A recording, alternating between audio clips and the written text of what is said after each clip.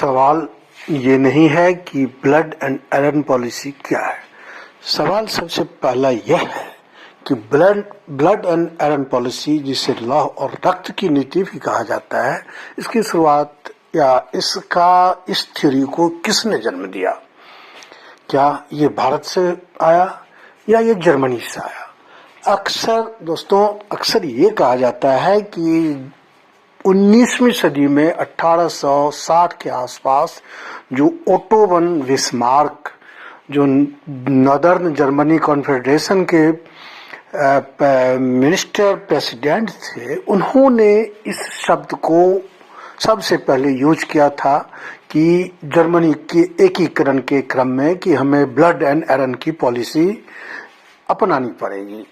लेकिन दोस्तों, क्या आपको पता है, और जो ओटो वन बिस्मार्क ने जो ये बात कही थी उसको इतिहास में दर्ज किया गया, और अक्सर जब हम ब्लड एंड आयरन पॉलिसी की बात करते हैं तो हम बिस्मार्क का नाम लेते हैं।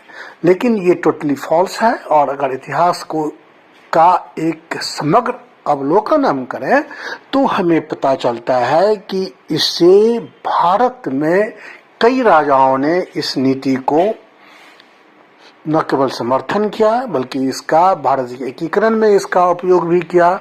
जैसे कि आप मौर्य युग से ही ले सकते, मौर्य क्या, आप मगध साम्राज्य की शुरुआत जब हुई तो उसी समय से इस नीति को मगध के राजवंशों ने अपनाया। हर्जक वंश से लेकर मौर्य वंश तक, यानी बिंबिसार से लेकर के सम्राट अशोका तक इस नीति को उन्होंने पालन किया, और रक्त और लौह यानी उन्होंने लड़ाइयां लड़ करके उन्होंने दुश्मनों को, अपने प्रतिद्वंदियों को पराजित करके उन्होंने भारत को एक सीमा दिया, एक समग्र सीमा दिया, जिसको हम आज जम्बूद्वीप कहते हैं, जिसको हम कहते हैं अटक से कटक तक और कश्मीर से कन्याकुमारी तक। अब जब ये तो आपका हो गया प्राचीन भारत की बात।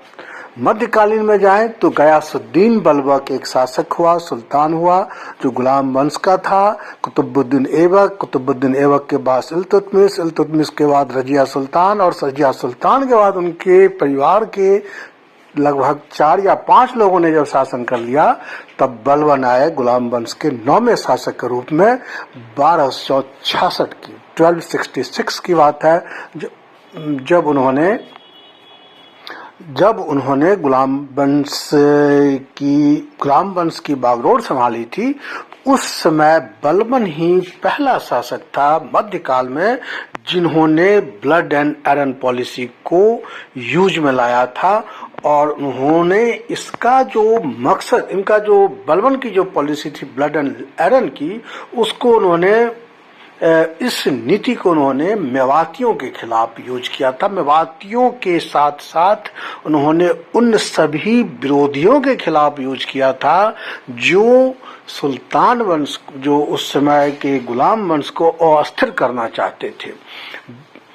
बलबन ने अपने विरोधियों को पराजित करने के लिए, विरोधियों को नाश करने के लिए उन्होंने निर्ममता पूर्वक उनके साथ लड़ाइयां लड़ी और उनका खात्मा किया। और इतने निर्ममता पूर्वक उन्होंने अपने विरोधियों पर आक्रमण किया, विरोधियों को मात दी, विरोधियों का खात्मा किया कि उनके इस निर्ममता को ब्लड एंड आयरन पॉलिसी कहा गया, यानी तलवार के बल पे अपने विरोधियों को खत्म करो, इसलिए इसका नाम दिया गया ब्लड एंड आयरन पॉलिसी। इसका मकसद था, Balban's goals were to protect the sultanate, strengthen his position as sultan and keep an eye on enemies. ये था उनका, अपने दुश्मनों पर नजर रखना, उसको खत्म करना और अपने पोजीशन को मजबूत करना। और इसके लिए इसका परिणाम क्या हुआ, तो बलबन्स ने इस पॉलिसी के जरिए अपने नोबिलिटी, जो चहलगाना, जो चालीसा कहलाता था, उसकी ताकत को कम किया, उस पर नियंत्रण किया, उसको जो है अपने आंतरिक विद्रोह को दबाया, और सल्तनत को बाहरी आक्रमण से उन्होंने बचाया। और इस तरह से उन्होंने जो इसका जो पहला यूज उन्होंने किया मेवातियों पे किया, और मेवातियों को जो वहाँ कहते हैं कि मेवाती जो है लूट मार करते थे, वो जो है सल्तनत को अस्थिर करने की कोशिश करते थे। तो बलबन ने मेवात में और अवध में इस अपनी सिद्धांत को बहुत बुरी निर्ममता से उसको लागू किया था।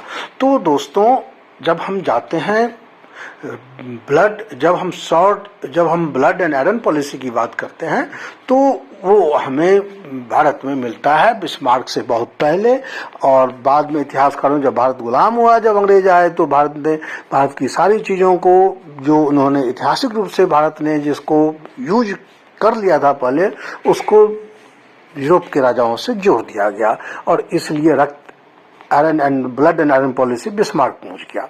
अब बिस्मार्क के नाम से क्यों ये जुड़ा, ये अब समझिए। बिस्मार्क जो है, बिस्मार्क की अगर हम बात करें तो उसका नाम ओटो वन बिस्मार्क था, जिसको बारे में कहा जाता है कि अपने ये ब्लड एंड आयरन पॉलिसी उसका पॉलिटिकल एंड इकोनॉमिक स्ट्रेटेजी था, और जर्मनी को जो है एक मिलिट्री फोर्स बनाने के लिए, और उसको जो है एक मिलिट्री और औद्योगिक ताकत बनाने के लिए उसने उसका यूज किया था, और जर्मनी के एकीकरण के लिए इसका यूज हुआ था। 1862 में बिस्मार्क ने एक स्पीच दिया था प्रशियन पार्लियामेंट में। उस समय प्रसा, जिसको जर्मनी कह सकते हैं आप, उस पार्लियामेंट में उसने एक अपना भाषण दिया था, और उन्होंने कहा था उन्होंने वार्निंग दिया था कि पर्शियाज बॉर्डर को ओनली बी सिक्योर्ड। उन्होंने कहा था कि Persia's borders could only be secured through blood and iron, यानी पर्शिया की जो सीमा है, जर्मनी की सीमा जो है, वो ब्लड यानी खून बहाकर ही, यानी लड़ाइयां लड़कर ही सुरक्षित रखी जा सकती है। He believed that Germany could only be unified through a strong military and the blood spilled in war. उन्होंने कहा था कि उनका मानना था कि लड़ाई से ही हम शांति ला सकते हैं। The phrase iron and blood is often transposed to blood and iron. उन्होंने आयरन एंड ब्लड की बात कही थी, जो बाद में ब्लड एंड आयरन बन गया। और इस पॉलिसी के जरिए बलबन ने ऑस्ट्रिया के प्रभुत्व से जर्मनी को फ्री किया था, और रिजल्ट ये हुआ था कि 1866 में प्रशिया ने ऑस्ट्रिया पर अटैक कर दिया था, और ऑस्ट्रिया को उसने जीत लिया था। अब ब्लड एंड आयरन का जो मीनिंग है, is the concept that refers to use of force. इसका जो असली माने है, अब सवाल ये है कि what is blood and iron. तो ब्लड एंड आयरन का जो मीनिंग है, blood and iron is a concept that refers to the use of force, especially military power, instead of diplomatic means। यानी कूटनीति से ज्यादा मिलिट्री पावर का use होता है इस पॉलिसी के तहत। It can also imply being ruthless to enemies, using violence and shedding blood. Bismarck was the minister president of Prussia and chancellor of the Nether German Confederation।